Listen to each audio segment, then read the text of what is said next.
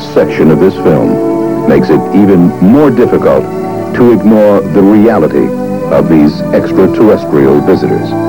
One of the most convincing UFO cases of all time began in January 1975 in Switzerland. The experience begins in a UFO abduction case. A Swiss farmer was taken aboard a spacecraft, articulated words with the occupants, and began an exchange of information that has continued on and is going on today, still going on today. The spacecraft flew out of the blue and landed. The occupant got out and stood in the grass and sat on the grass and talked to the man, and they had an exchange that lasted 20 minutes, and there have been 116 contacts since then. The case involved a Mr. Billy Meier. In response to his question, they said that they come from the Pleiades. They said that they are here observing humanity, that they have information, some of the information is of a scientific nature, and that he would be asked to pass it to other people. They say that they are not gods, they're not superior people, they are men just like we are men.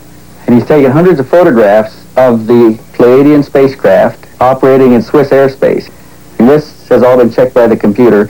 The computer says that this object is on the order of 20 feet in diameter and about 120 yards away. It agrees with what the witness said about the diameter. He says it's 7 meters in diameter, it's about 21 feet. He took messages, he copied notes from the Pleiadians, wrote them down, over 2,000 pages worth. Here's a book of 600 pages that I have translated into English so far, and this represents one-fourth of the notes.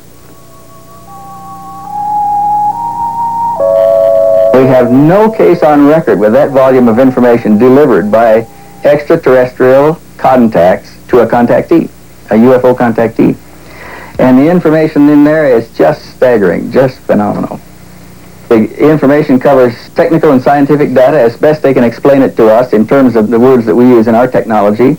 It gets into spiritual problems, spiritual development of man and our relationship to deity. It describes other existences in space, other human beings living in other planetary environments. They're here because they're concerned about us, their younger brothers. Our technical potentials have exceeded our spiritual capability of handling the information. And we are now in a position where we can destroy ourselves, and we don't have the spiritual development to prevent it. And because of this, we have become a laboratory experiment. They're waiting to see what we're going to do. As a matter of fact, they don't see us solving the problem. They see us as an insane society rushing headlong to destruction. And that only a change of mass mind on a mass scale can influence it. And they don't see this happening. And that's staggering because it's us that's involved.